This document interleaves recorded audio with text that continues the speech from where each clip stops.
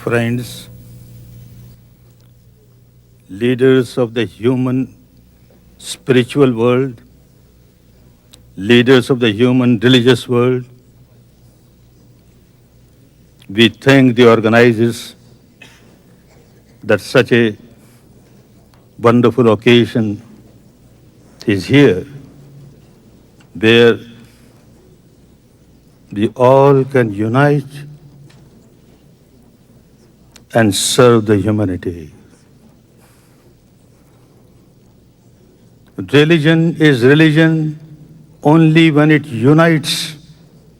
Religion is no more religion when it divides. Religion is not for dividing people, it is for uniting people.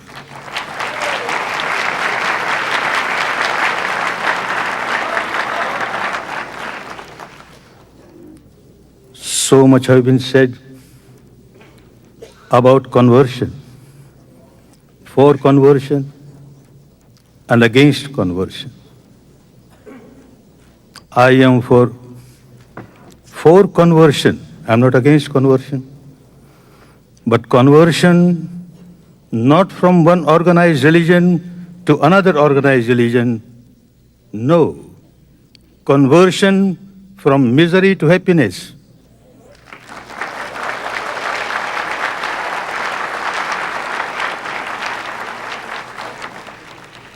Conversion from bondage to liberation.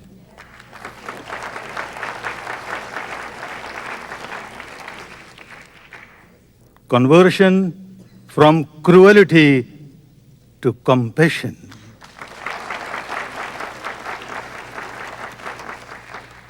That is the conversion needed today. And that is what this organization should make a point to implement. Our ancient country had not only given message of peace and harmony to the world, to the humanity,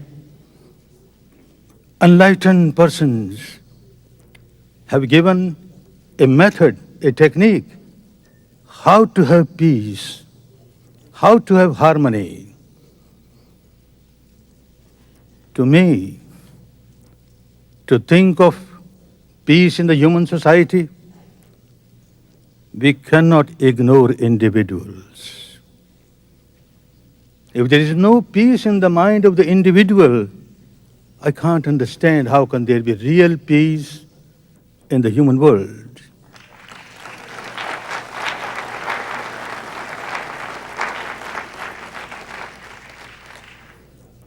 If I have an agitated mind, if I have a mind all the time full of anger, hatred, ill will, animosity, how can I give peace to the world? Because I have no peace myself. I am an agitated person. Therefore, the great enlightened persons have said, first have peace within yourself. So one has to observe whether really there is peace in me or not. All the sages and saints and seers of the world have given this advice, know thyself, know thyself. Not merely at the intellectual level, not merely accepting at the emotional or devotional level, at the actual level. When you start experiencing the truth about yourself, within yourself, at the experiential level, many of the problems get solved.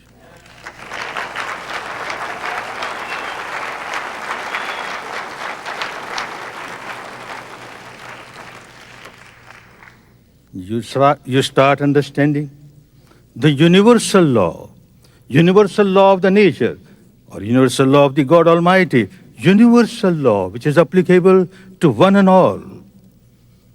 When I start observing within myself, and I find that I am generating anger, hatred, ill will, animosity, I immediately realize that I am the first victim of my anger.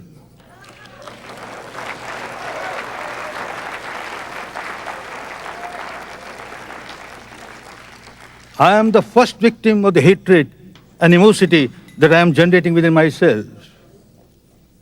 Then only I start harming others. This is law of nature. If I observe within myself, I find as soon as I generate any negativity in the mind, there is lot of physical reactions. My body starts burning, heated up, palpitation, tension. I am a miserable person. And when I generate negativity in me and become miserable, I don't keep this misery limited to myself. I keep on throwing this misery on others. I make the entire atmosphere around me so tense that anybody who comes in contact with me becomes miserable. And I talk of peace. I talk of happiness. Keep on talking of happiness and peace. What is happening in me is more important to me than anything else. Law of nature. And if I am free from these negativities, if my mind is free from negativities, mind is pure, again law of nature starts working. I observe within myself, at this moment, there is no negativity in the mind, and look, the nature or the God Almighty has started rewarding me.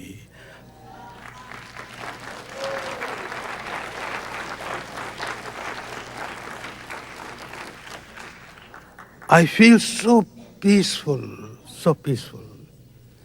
As when I generate negativity, I observe, I become so miserable. So anyone belonging to this religion or that religion, this tradition or that tradition, this country or that country, when one breaks the law of the nature, one generates negativity in the mind, bound to suffer. The nature starts punishing this person. The hellfire within. One starts feeling the misery of hellfire within. This is the seed that I am sowing, the seed of hellfire within. After death, I will get nothing but hellfire. Law of nature is such. If I keep my mind pure, full of love, full of compassion, I enjoy the kingdom of heaven within myself.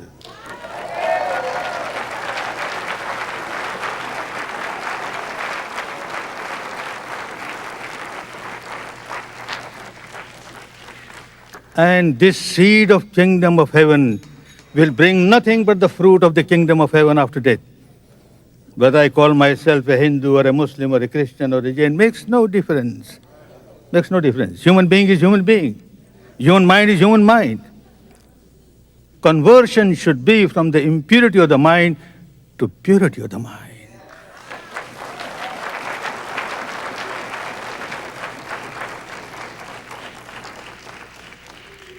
How people get changed. Such wonderful changes come. No magic, no miracle. It's a pure science of observing the interaction of mind and matter within ourselves. How mind keeps on influencing the matter, the body. How body keeps on influencing the mind. If we keep on observing, we understand the law of nature so clearly that as and when I generate negativity, I start suffering. And as and when I am free from negativity, I start enjoying peace and harmony. That can be practiced by one and all.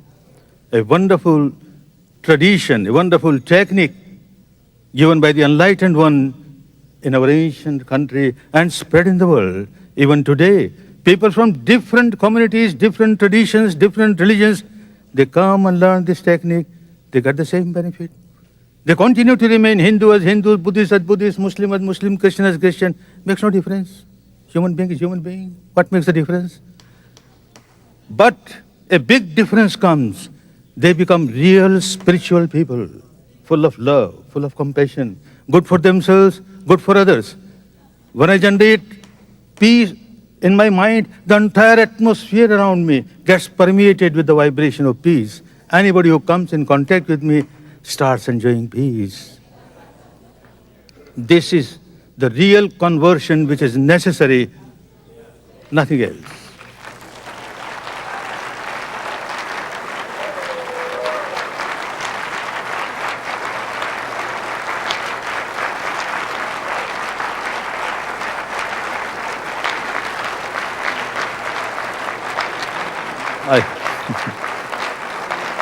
Thank you. I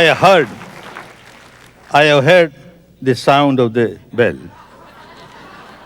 But still, permit me to read out a message of my ancient country, a benevolent message from my ancient country, which is inscribed on the rocks from 2,300 years and gives a message to the entire human world. The message of the great emperor Ashoka, an ideal emperor, how an emperor rules. Now this message says, one should not honor only one's own religion and condemn other religions. Important message to the world of today. You keep on condemning others, keep on saying that mine is the best, mine is the best. You are creating difficulties for the human beings. Instead, one should honor other religions for various reasons. Every religion worth the name has got this core, the wholesome core of love, compassion, goodwill. Every religion give honor to the religion because of this core. The outer shell always differs. This rite, that ritual, this ceremony, that ceremony, this belief, that belief. Don't quarrel on those. But whatever is inner essence, give importance to that, and there will be no quarrel. By so doing, one helps one's own religion to grow and also renders service to the religions of others. In acting otherwise, one digs the grave of one's own religion, understand? Big warning. And harms other religions as well. The message says, someone who honors his own religion and condemns other religions may do so out of devotion to his religion, thinking, I will glorify my religion. But his actions injure his own religion more gravely. Now a message. Let all listen. Let all listen. The message of Dharma, the message of the universal law. Concord is good. It is only concord which helps us, not the quarrel. Let all be willing to listen to the doctrine professed by the others. Don't condemn anything. Give importance to the essence of the teaching of every religion, and there will be really peace, real harmony.